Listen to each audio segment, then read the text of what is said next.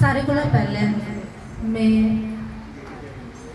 चोरपुर मंडियाल ग्रां के लोगों का शुक्रिया करनी हाँ जिन्हें डुगर मंच की टीम ते कन्नै कल्चर अकैडमी की मौका दिता जे अस इत्थे आने हैं राड़े का कन्नै कन्नै कल्चर प्रोग्राम भी करी सके ते कन्नै गै एक कवि गोष्ठी भी करा करने ते अज मैं इनका शुक्रिया अदा करने का कन्नै कन्नै अपनी एक कविता सुना। ध्यान सिंह सर जी, क्या इजाज़त है? सर इजाज़त है? शुक्रिया। मेरी कविता का शीर्षक है डोगरा देश। भारत मां दी गोदा बसदा सोना डोगरा देश है, जातियां नेका इत्थे एक सबने दा भेस है।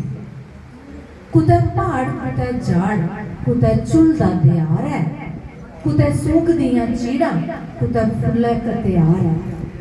कुतै कंडी ते मैदान कुतै पहाड़ियां दा घेरा है, चिट्टी चाननी चनैन कुतै तूड़े लाया डेरा है।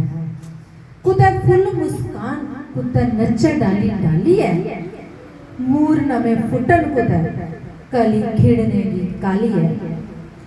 कुतै कोयल दीवानी होई मिठड़े गीतड़ू गा दी, कुतै गुजरी कोई ढक ढली दुध बेचने की जा दी।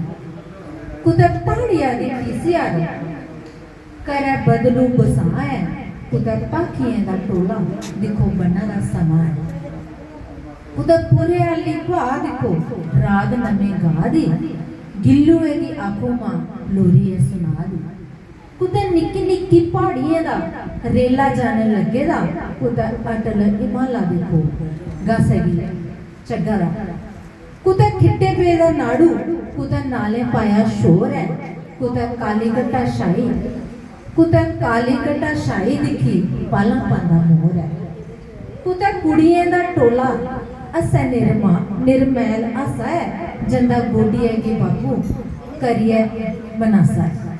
कुतै देवियां दी महिमा कुतै देवतें दा वास है, सजौतियां दी मेल इत्थै कुतै मेला लगा खासा है।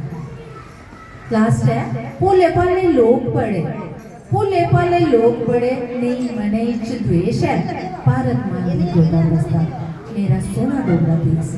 शुक्रिया।